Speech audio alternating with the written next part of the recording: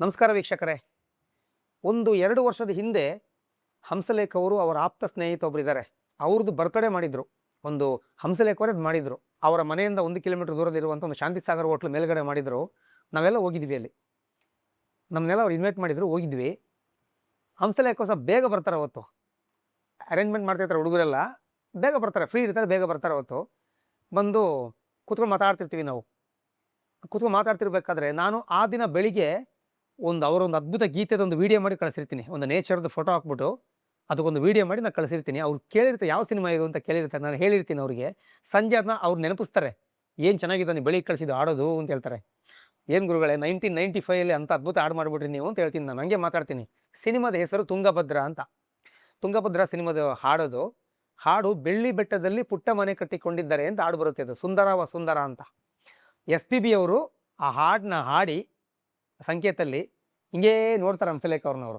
ನಂಗೆ ಹಂಸಲೇಖ ಅವ್ರು ಆ ದಿನ ಹೇಳಿದ್ದು, ಬರ್ತ್ಡೇ ದಿನ ಅದು ಫ್ರೆಂಡ್ ಬರ್ತ್ಡೇ ಮಾಡಿದ್ರೆ ಅಂತ ಹೇಳಿದ್ರೆ, ಆ ದಿನ ಮಾತಾಡ್ತಿರ್ಬೇಕಾದ್ರೆ ಈ ಹಾಡನ್ನ ನಮ್ಮ ಬಾಸ್ SPB ಅವರು ಹಂಗೆ ಹೇಳ್ತಾರೆ. ಬಾಸ್ ಅಂತ ಕರೆಯೋದವರು, ಗುರುಗಳು ಬಾಸು ಅಂತೆಲ್ಲ ಹೇಳ್ತಾರೆ ಅವರು. ಬಾಸ್ ಹಿಂಗೇ ನೋಡಿದ್ರು, ನನ್ನ ರೆಕಾರ್ಡಿಂಗಿಂದ ಮುಗಿಸಿ ಬರ್ತಾರೆ, ಹಿಂಗೆ ನೋಡ್ತಾರೆ.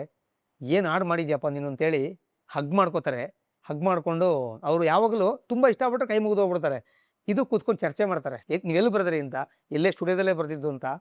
ಆಗ SPB ಅವ್ರನ್ನ ಮಾತು ಹೇಳ್ತಾರೆ, ಸಾಹಿತಿಗಳು ಕವಿಗಳು ಯಾವುದು ಸಿಚುವೇಶನ್ ಹಾಡು ಬರೀತಾರೋ ಅಲ್ಲಿಗೆ ಹೋಗ್ತಾರೆ. ಅಂದರೆ ಒಂದೀಗ ಪ್ರಕೃತಿಗೆ ಹೋಗ್ತಾರೆ, ಅಲ್ಲಿ ಕೂತು ಬರೀತಾರೆ, ಮನೇಲಿ ಬರೀತಾರೆ, ಜರ್ನಿ ಮಾಡುವಾಗ ಬರ್ಕೊಂಡು ಹೋಗ್ತಾರೆ, ಹಿಂಗೆಲ್ಲ ಮಾಡ್ತಾರೆ.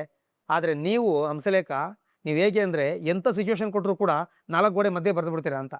ಅಲ್ಲಿ ಜನಜಾತ್ರೆ ಇರಲಿ, ಜಂಜಾಟ ಇರಲಿ, ಏನೇ ಇರಲಿ, ನೀವು ಬರೆದು ಬಿಡ್ತೀರಾ. ನಿಮಗೆ ಅದು ಒಲ್ದು ಬಿಟ್ಟಿದೆ, ಎಂಥ ಸಾಲು ಬರೆದಿದ್ದೀರಾ ಅಂತಾರೆ. ಅಷ್ಟು ಚೆನ್ನಾಗಿತ್ತು ಆ ಸಾಲು. SPB ಅವರು ತುಂಬ ಹೊತ್ತು ಕೂತ್ಕೊಂಡು ಹಾಡು ಬಗ್ಗೆ ಚರ್ಚೆ ಮಾಡಲ್ಲ.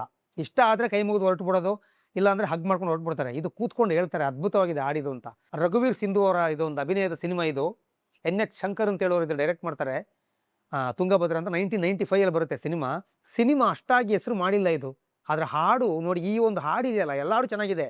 ಈ ಒಂದು ಹಾಡಿದೆಯಲ್ಲ, ಆ ಒಂದು ಹೆಂಗೆ ಸಿಚುವೇಶನ್ ಅಂದರೆ ಅದು ನೋಡಿ, ಒಂದು ಬಡತನ ಅಂತ ಹೇಳ್ಬೋದು. ಬಡತನದಲ್ಲಿದ್ದಂಥ ಒಂದು ದಂಪತಿಗಳು ಒಂದು ಕಾಡು ಮಧ್ಯೆ ವಾಸ ಮಾಡೋ ಥರ, ಅಂದರೆ ಒಂದು ಪ್ರಕೃತಿ ಮಧ್ಯೆ ವಾಸ ಮಾಡೋ ಥರ. ಚಿನ್ನ ಬೆಳ್ಳಿ ಒಡವೆ ಏನೂ ಬೇಡ, ಆಡಂಬರ ಬೇಡ, ಶ್ರೀಮಂತಿಕೆ ಬೇಡ. ನಾವು ಪ್ರಕೃತಿನ ನಂಬ್ಕೊಂಡು ಪ್ರಕೃತಿ ಒಟ್ಟಿಗೆ ಬದುಕ್ಬಿಡೋಣ. ನಮಗೆ ನೇಚರೇ ಎಲ್ಲನೂ. ಭೂಮಿ ತಾಯಿ ನಮಗೆ ಒಂದು ಜಾಗ ಕೊಟ್ಟಿದ್ದಾಳೆ, ಅಲ್ಲೇ ಉತ್ತಿ ಬಿತ್ತು ನಾವು ಬೆಳೆ ಬೆಳೆದು ಬದುಕ್ಬಿಡೋಣ.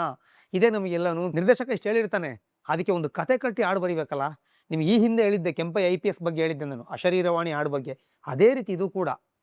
ಕೇಳಿದೆ ಅವ್ರನ್ನ ಎಷ್ಟು ಗಂಟೆಗೆ ಬರೆದ್ರಿ ಈ ಹಾಡು ಅಂತ. ನೆನಪಿಲ್ಲ ಅವರಿಗೆ. ಅವರು 1 ಅವರ್ ಒಳಗೇನೆ ಬರ್ದಿದ್ದೀನಿ ಅಂದರೆ ಇದು.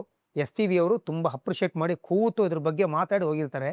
ಆ ಹಾಡು ಅದರದ್ದು ಪಲ್ಲವಿನ ಹೆಂಗೆ ಬರುತ್ತೆ ಅಂದರೆ, ಬೆಳ್ಳಿ ಬೆಟ್ಟದಲ್ಲಿ ಪುಟ್ಟ ಮನೆ ಕಟ್ಟಿಕೊಂಡಿದ್ದಾರೆ, ಬೆಳ್ಳಿ ಚಿನ್ನವನ್ನು ಬೇಡ ಎಂದು ಕಾಡ ನಂಬಿದ್ದಾರೆ, ಹಣ್ಣು ಕಾಯಿ ತರುವಳು ತನ್ನತನ ಮೆರೆವಳು ವಸುಂಧರ, ಜೀವ ಮಳೆ ಸುರಿವನು ದೊಡ್ಡತನ ಮೆರೆವನು ಆ ಅಂಬರ, ಅಂಬರ ದಿಗಂಬರ ಸುಂದರ ವಸುಂಧರ, ಅವನು ಸುರಿವನು ಇವಳು ಬೆಳೆವಳು, ಅವನು ಎಟುಕನು ಇವಳು ದಣಿಯಳು. ಹೆಂಗಿದೆ ನೋಡಿ, ಇದು ಗಂಡು ಹೆಣ್ಣಿನ ಮಿಲನ ಕೂಡ ಆಗುತ್ತೆ.